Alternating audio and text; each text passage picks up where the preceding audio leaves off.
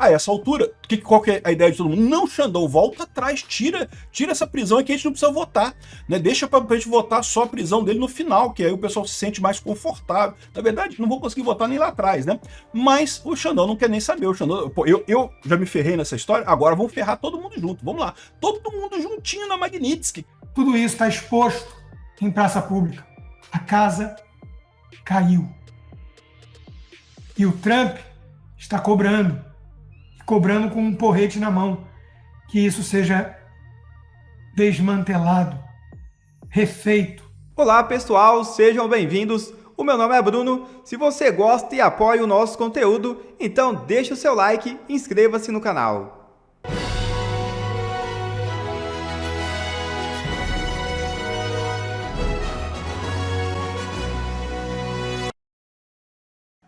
Governo Trump faz a declaração mais forte contra Moraes. É isso mesmo.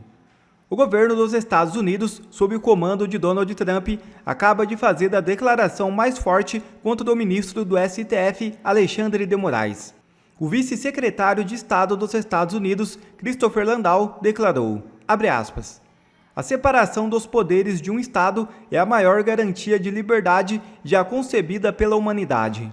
Nenhum poder, nem mesmo uma pessoa, pode acumular autoridade excessiva se for controlada pelos demais.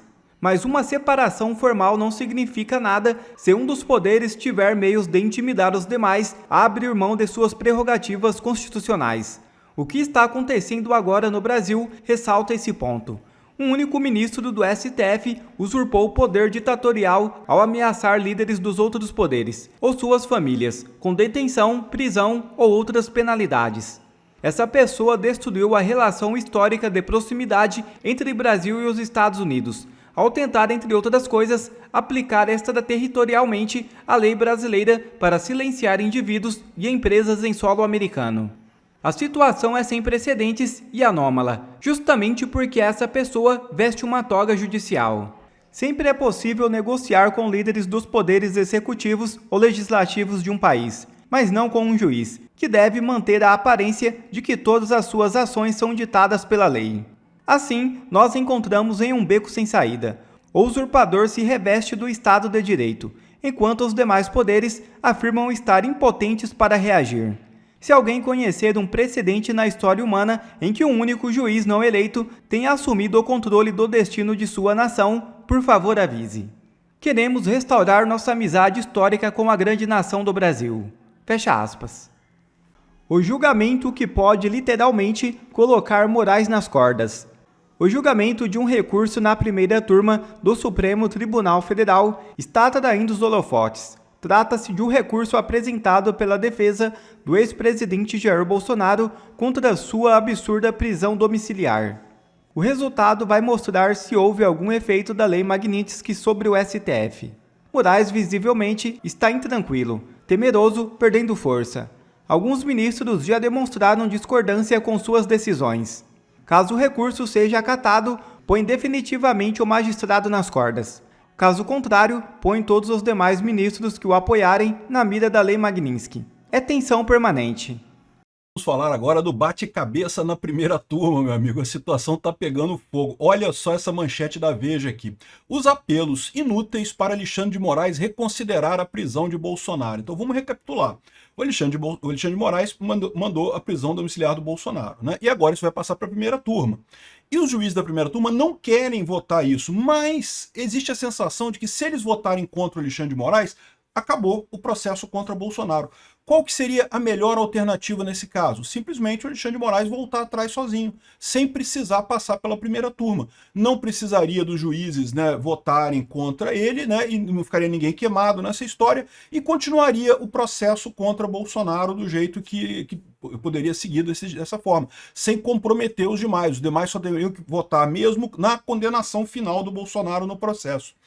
Só que o que eles não estão entendendo nessa história é que Xandão está fazendo isso de propósito, não está fazendo isso de capricho, não. Ele quer botar todo mundo na frigideira da Magnitsky. Porque por enquanto tá só ele tá puto da vida com isso. Só eu que tô me ferrando nessa história. Todo mundo aqui queria pegar Bolsonaro. Agora que eu que fiz as merdas todas para pegar Bolsonaro, agora o pessoal quer sair fora porque não quer sofrer Magnitsky, né? Então ele vai ter que vai entrar nessa parada da Magnitsky. Vamos entender esse caso aqui porque tá muito engraçado, né? Aí tá até o Dino agora desesperado aqui, o Dino rebate embaixada, não se inclui nas atribuições monitorar magistrado, a embaixada americana não pode falar. Por que ele está reclamando disso? Porque, com certeza, vários ministros do STF estão falando, olha só, não vou votar pela prisão do Bolsonaro não, porque, porra, ficou ruim pra mim, porra, não quero entrar nessa parada não. Olha a embaixada falando que vai sancionar quem votar nesse negócio aí, né? O Flávio Dino, com certeza, já decidiu votar com o Alexandre de Moraes, está reclamando que os outros não querem votar. E se ficar só o Alexandre de Moraes e o Flávio Dino, eles perdem, né? Essa notícia foi sugerida por Diego Morsa, Brutal acabou pro Beta e várias outras pessoas. Obrigado aí ao pessoal que sugeriu notícias lá no nosso site, no visãolibertaria.com. E obrigado a você que está assistindo o nosso vídeo. Se você gosta do nosso conteúdo, por favor, deixe o seu like, se inscreva aqui no canal, né? Então tá aqui, ó, os apelos inúteis para Alexandre de Moraes reconsiderar a prisão de Bolsonaro. Repara, esses apelos não são de nós bolsonaristas, não é da imprensa, não. Esses apelos são lá do STF, né? Pelo menos 4 ministros do Supremo demonstraram certa contrariedade com a decisão do colega de toga. Qual que foi a decisão do colega de toga? Vai entrar todo mundo comigo na Magnitsky, não tem esse negócio. Vocês acharam que só eu que ia me fuder sozinho? Agora vocês têm que se fuder também, né?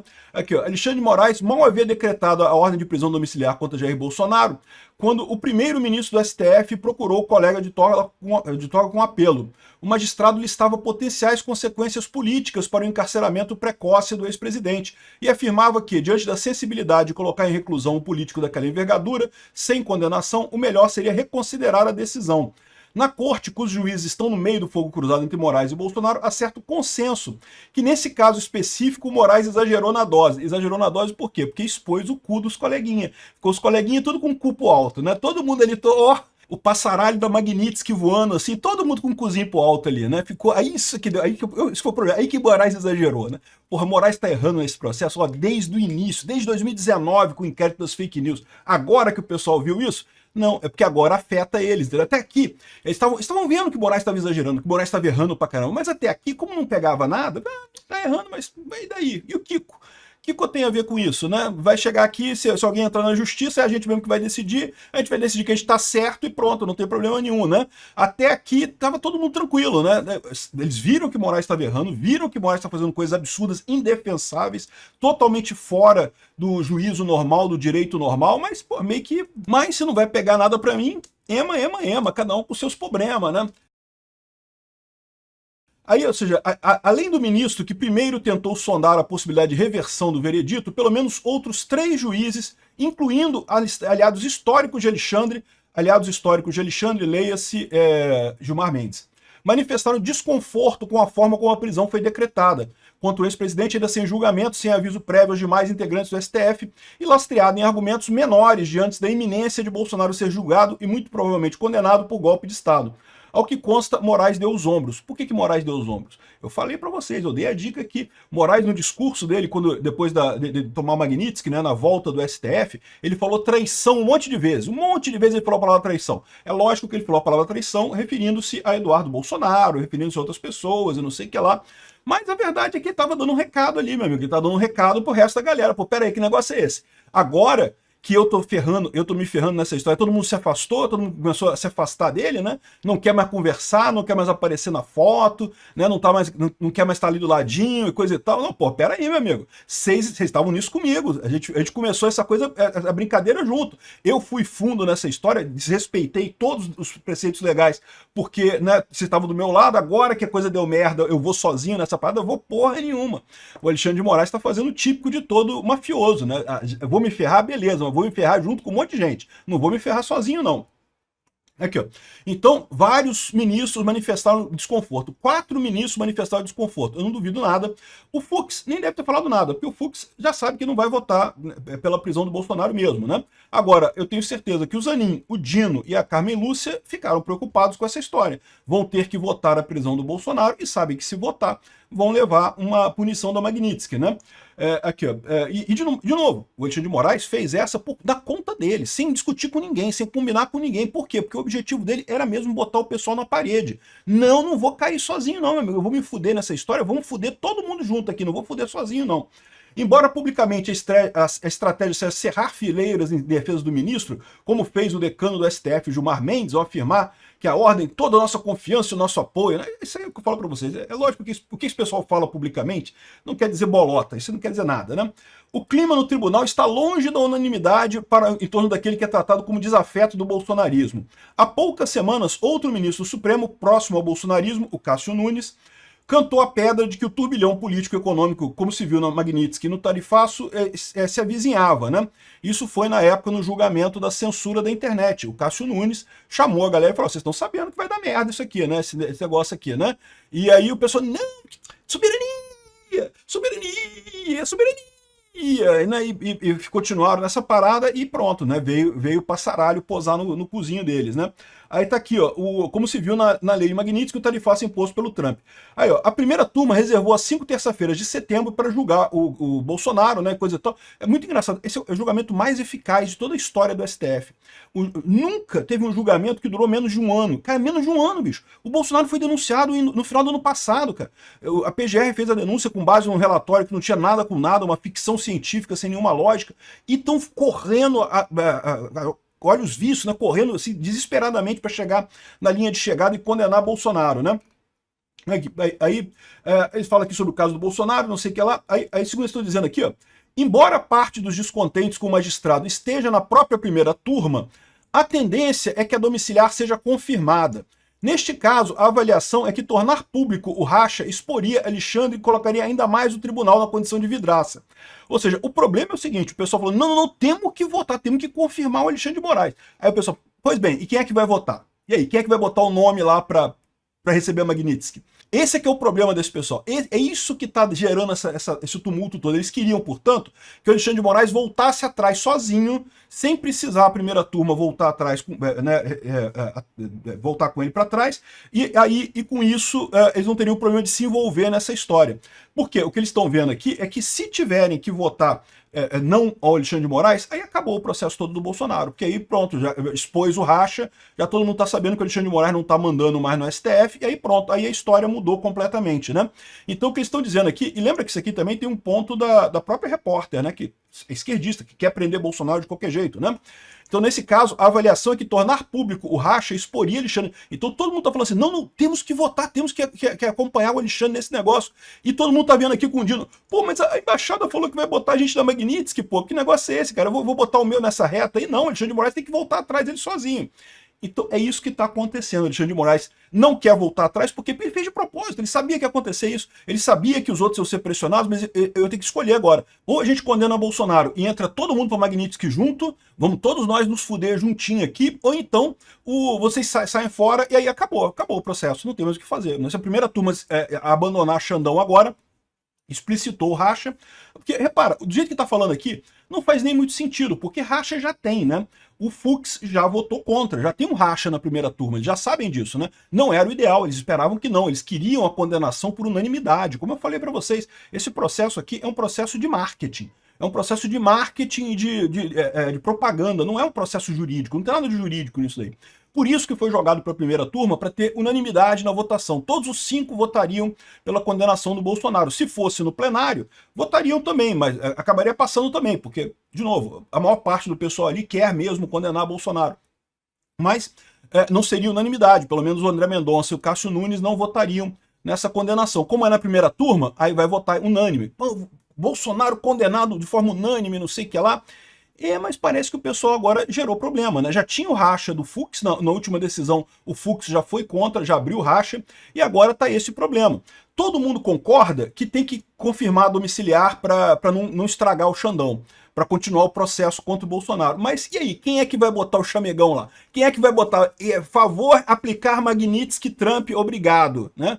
O Flávio Dino, aparentemente, é ele está brigando até com a embaixada. Por que ele está brigando com a embaixada? Porque ele deve ter ouvido do Zanin e da Carmen Lúcia. O Fux, nessa altura, o Fux já voou, já não vai votar mesmo.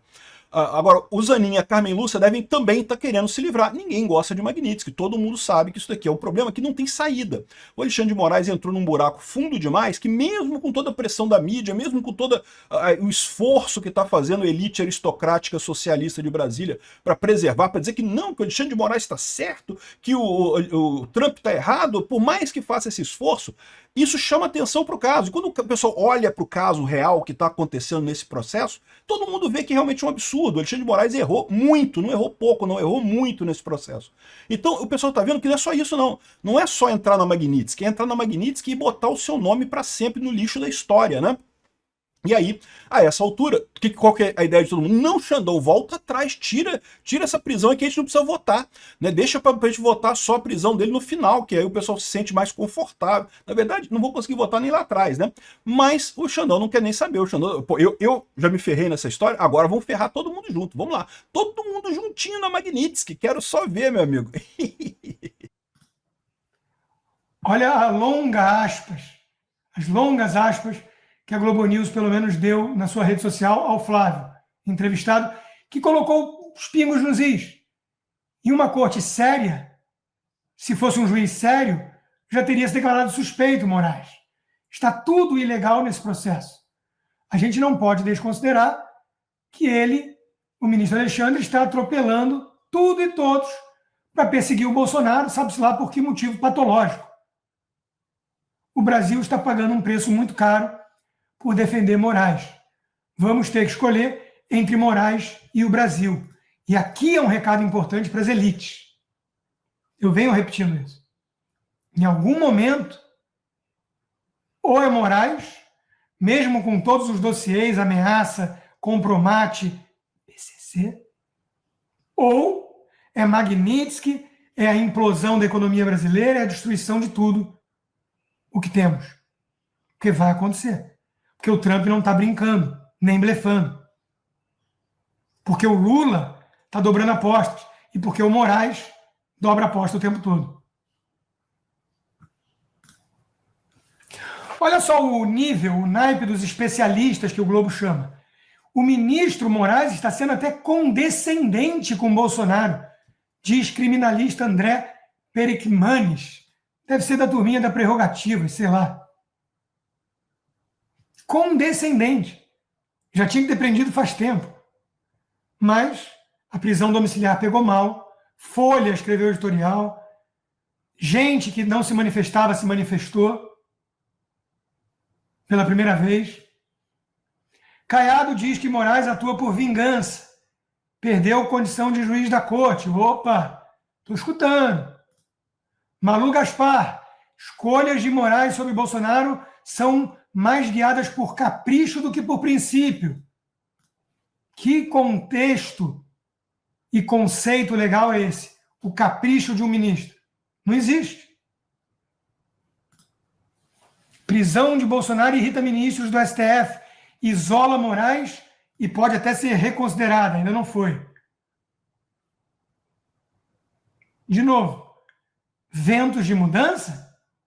Quero crer que sim. Enquanto isso, temos um bom resumo aqui. Segundo Mike Benz, nas reeleições de 2022, ilegítimas, fraudadas, parciais, onde o juiz jogou de um lado, Bolsonaro enfrentou sozinho PT, Lula, TSE, STF, CIA, USAID, Globo, os artistas vendidos, checadores de fato, toda a militância de redação, e mesmo assim perdeu por 1 ponto. Torná-lo inelegível na marra foi a única saída pensando em 2026. Tudo isso está exposto em praça pública. A casa caiu. E o Trump está cobrando, e cobrando com um porrete na mão, que isso seja desmantelado, refeito para 2026. A Folha de São Paulo publicou até a coluna do Pavlovsky, do Rumble, elogiando as medidas de Trump contra Moraes para defender a liberdade de expressão.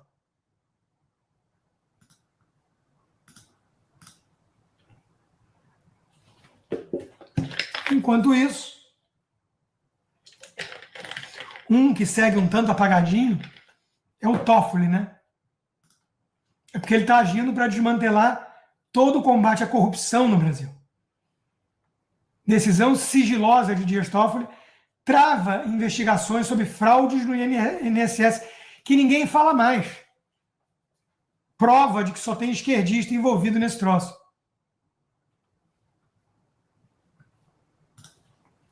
William Vac, que, olha, é das vozes mais sensatas no Estadão, mas ainda assim muito tucano para o meu gosto, diz que o Brasil carece de lideranças, apontando uma saída da crise aceitável para todos, né?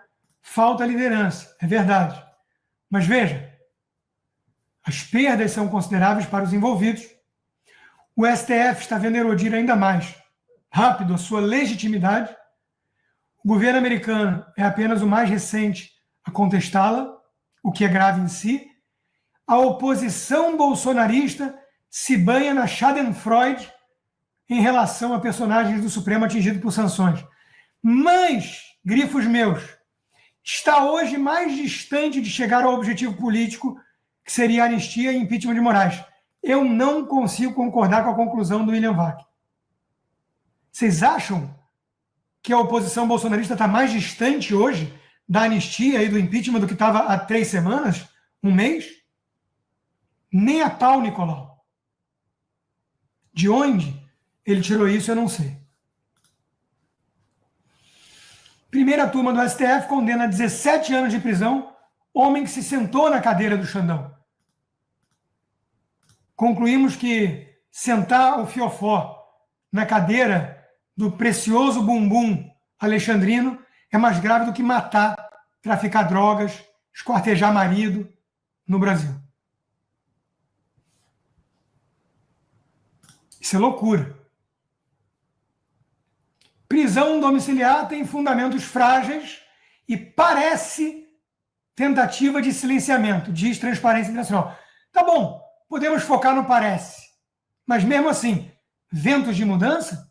Transparência Internacional é um órgão progressista, de esquerda.